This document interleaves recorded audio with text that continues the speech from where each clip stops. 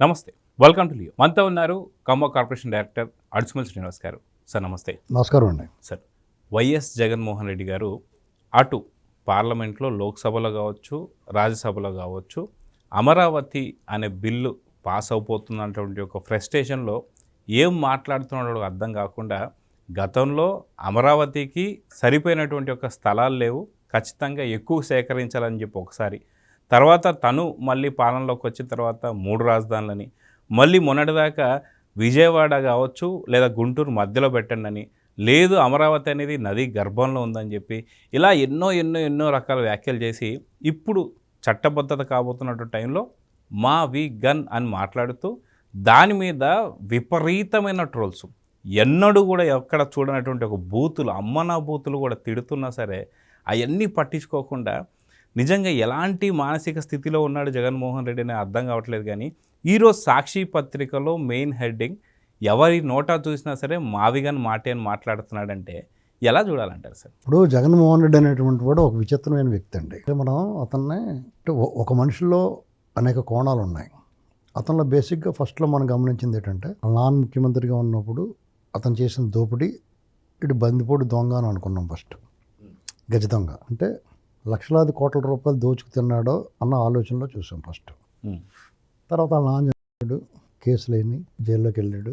అప్పుడు కూడా ఇతరులు వేరే కోణాలు ఏం కనిపించలేదు జనాలకి. ఎంతసేపు అవినీతిపరుడు అనేటువంటిదే ఎస్టాబ్లిష్ అయ్యి ఉంది. తర్వాత బెయిల్ మీద బయటకు వచ్చాడు. తర్వాత నాన్నగారు చనిపోయిన దానికి పాదయాత్రలు చేశాడు, ఓదార్పు యాత్రలు చేశాడు, పార్టీ పెట్టాడు. పార్టీ పెట్టిన తర్వాత అతని పెర్ఫార్మెన్స్ చాలామంది అతనికి అప్పట్లో కాంగ్రెస్లో ఉన్న వాళ్ళందరూ జాయిన్ అయ్యారు, కొంతమంది కొత్త వాళ్ళు కూడా జాయిన్ అయ్యారు. టీడీపీ నుంచి రోజా గారు లాంటి వీళ్ళంతా, కోడాలి నాని ఇటువంటి వాళ్ళంతా జాయిన్ అయ్యారు. అప్పుడు జరిగిన ఉప ఎన్నికలు జరిగితే అందులో మంచి పెర్ఫార్మెన్స్ కనిపించింది ఆ పార్టీ. అప్పుడున్న రాష్ట్రంలో ఉన్న పరిస్థితుల దృష్ట్యా ఎలాగోలాగో ఏదో ఒకటి చేసేసి ఓసారైనా ఓటేసేయాలని చెప్పేసి ఆత్రం కుత్తోటి ఉండిపోయారు జనం అందరూ. దాన్ని వెంటనే కక్కేశారు ఇతను ఉప ఎన్నికలు పెట్టగానే. వెంటనే అతను కానీ ఉప ఎన్నికలు పెట్టకుండా ఉండుంటే అతను అధికారంలోకి వచ్చేవాడు గ్యారంటీగానే 14లో. ఎందుకంటే జనాలందరూ కూడా ఆ విపరీతమైన ఆత్రంగా ఉన్నారు, ఒకసారి ఏదో ఒకటి చేసేయాలని పిచ్చోళ్ళలాగా.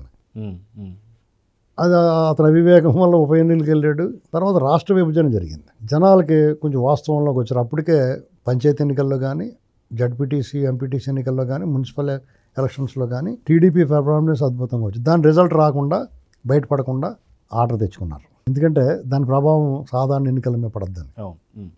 అప్పటికే మీరు చూడండి, 2014 సార్వత్రిక ఎన్నికలు అయిపోయిన తర్వాత ఎలక్షన్ రిజల్ట్ 16వ తారీఖున వస్తే, మే 16ని 11వ తారీఖున రిజల్ట్ వచ్చినాయి మన జడ్పీటీసీ ఎంపీటీసీ మున్సిపాలిటీ. అందులో 70-80% టీడీపీ, అంటే కంప్లీట్ పెర్ఫార్మెన్స్.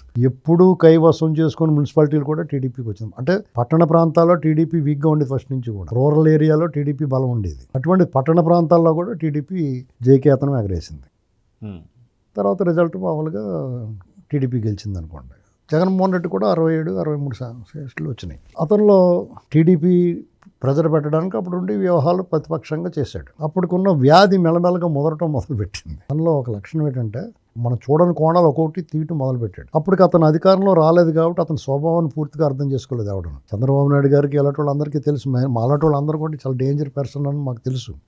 కానీ ప్రజలందరూకి తెలియాలి కదా, అంత తేలిగ్గా ముసుగు తీయరు కదా. రకరకాల విన్యాసాలు చేశారు, రకరకాలుగా వాళ్ళు దొంగిలించిన సొమ్ము కొంత సీజ్ అయినా మిగతా సొమ్ము పెరిగిపోయి ఉంది కొండలాగా. దాన్ని విచ్చలవిడిగా వాడాడు.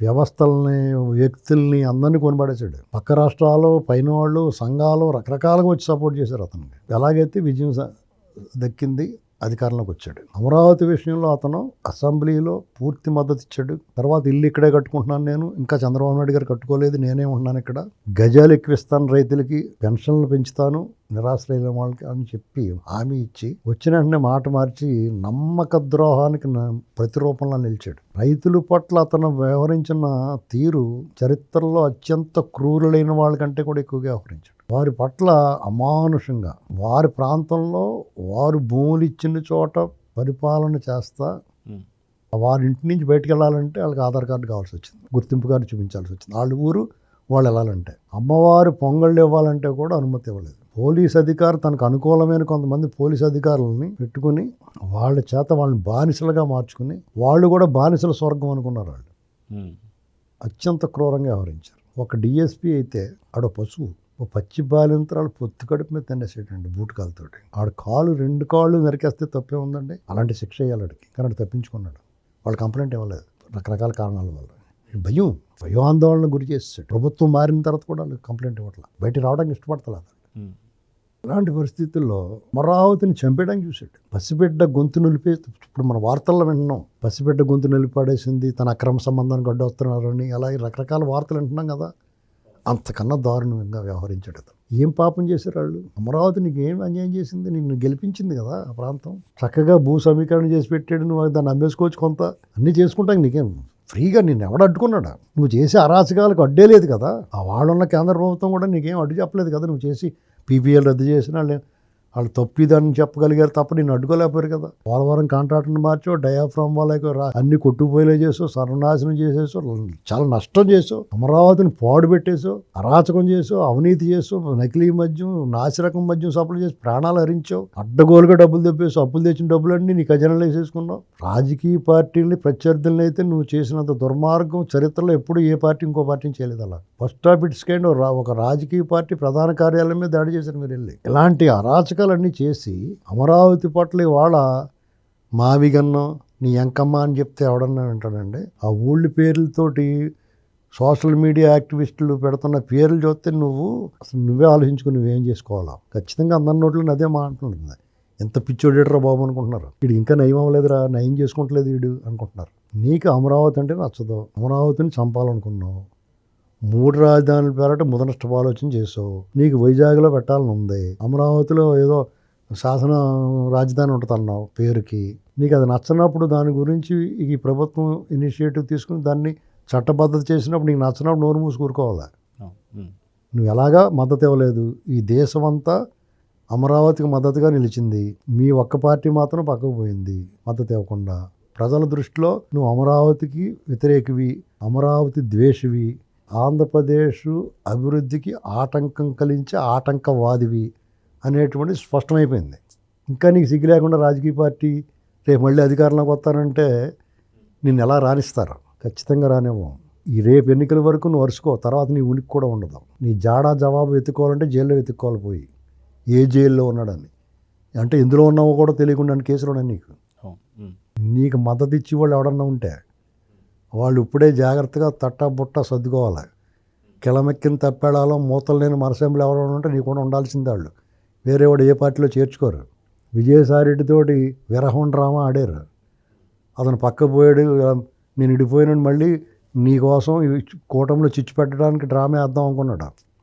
అది సాగలేదు. మళ్ళీ ముసుగు తీసి మళ్ళీ బయటకు వస్తున్నాడు, ట్వీట్లు వేస్తున్నాడు. కులం పేరెత్తితే ఒళ్ళు దగ్గర పెట్టుకుని వ్యవహరించాలి విజయసాయిరెడ్డి కాడి నుంచి. గతంలో వేసిన ట్వీట్లు నాయి కాదని బొంకావు. ఇది ఇప్పుడు వేసిన ట్వీట్ ఎవరిది? ఇది నీదా, నీది కాదా? లేకపోతే ఇది అది కూడా నీయేనా?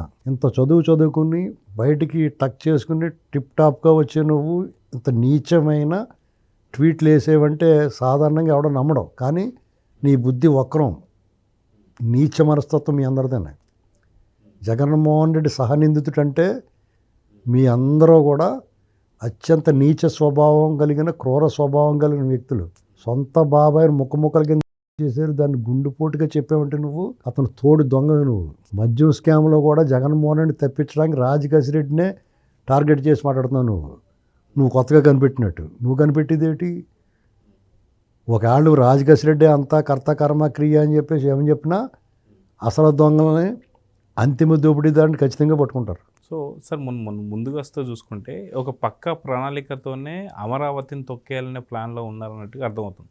సొంత సాక్షి ఛానల్లో అమరావతి మహిళల్ని వేశ్యలుగా మాట్లాడినటువంటి సందర్భాలు చూసాం.